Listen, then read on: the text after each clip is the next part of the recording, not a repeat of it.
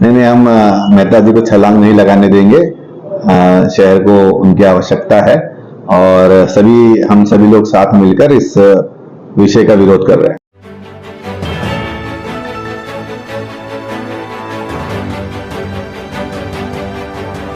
आप देख रहे हैं प्रवासी संदेश। मीरा भायंदर में प्रस्तावित बूचड़खाने की चर्चा अब थम गई है, क्योंकि पालिका आयुक्त संजय काटकर ने संबंधित टेंडर प्रक्रिया को रद्द कर दिया है।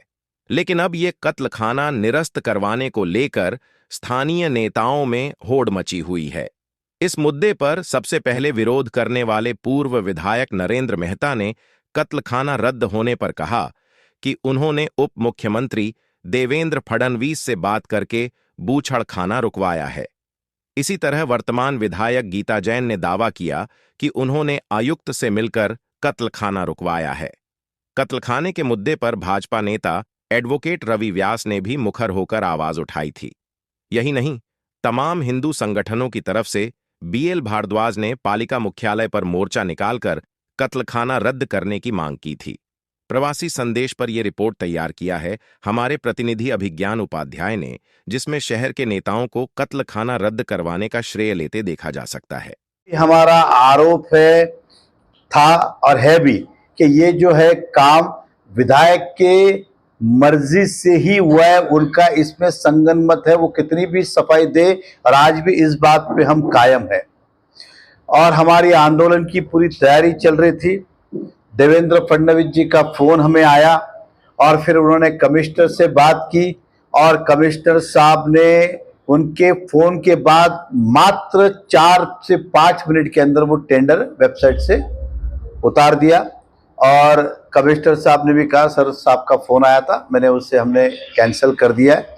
तो मैं देवेंद्र फडणवीस जी का भी धन्यवाद व्यक्त करता हूं और कमिश्नर साहब का भी धन्यवाद व्यक्त करता हूं कि हमारे निवेदन को आपने स्वीकारा और आपने कत्लखाना बनाने का निर्णय कैंसिल किया। लेकिन आरक्षण आज भी जीवित है। मैं आपके माध्यम से जनता को कहूंगा, इस चुनाव के बाद हम उस आरक्षण को भी निकाल कर फेंकेंगे ताकि भविष्य में इस तरह की वारदात ना हो और किसी भी और को इसका श्रेय लेने की आवश्यकता नहीं है। ये मात्र देवेंद्र फडणवीस जी की वजह से हुआ है। चाहिए तो आप कमिश्नर साहब से कंफर्म कर सकते हैं। पहले हमें आयुक्त को ये तो बताना चाहिए कि आपका जो टेंडर है वो इलीगल है। मेरे पास एक पत्र है, मेरी एक निधि को उन्होंने ये कह के जवाब दिया था कि जब तक डीपी फाइनल नहीं हो जाता आपकी ये निधि इस आरक्षण के लिए नहीं लग सकती। तो वो पॉलिसी बाकी सबके लिए भी सेम होनी चाहिए। तो जब तक डीपी फाइनल नहीं हो जाता आरक्षण का कोई भी टेंडर नहीं निकल सकता। अभी हमने वो ही संज्ञान में लाके दिया और आयुक्त ने ये मंजूर किया कि वो टेंडर कैंसिल करे। एक कत्लखाना जैसी वस्तु की इस मीरा भाईंदर शहर को ना कोई आवश्यकता है, ना ही इसकी कत्लखाने की हमारे यहाँ पे कोई जगह है।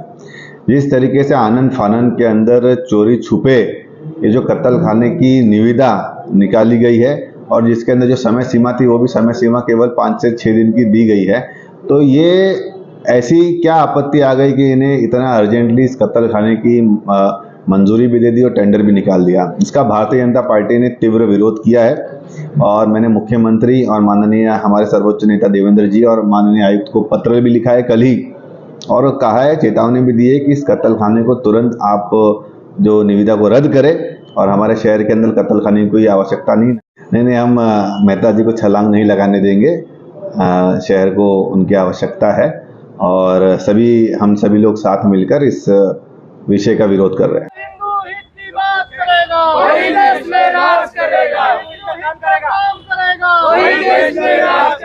ये रद्द होना चाहिए, चूंकि ये बंद अगर नहीं हुआ तो ये दिन पे दिन आंदोलन इसी तरह से बढ़ता जाएगा और हमें शासन के हमारे लिए बहुत दिक्कत का फेस करना पड़ रहा है हमें लोगों के प्रति।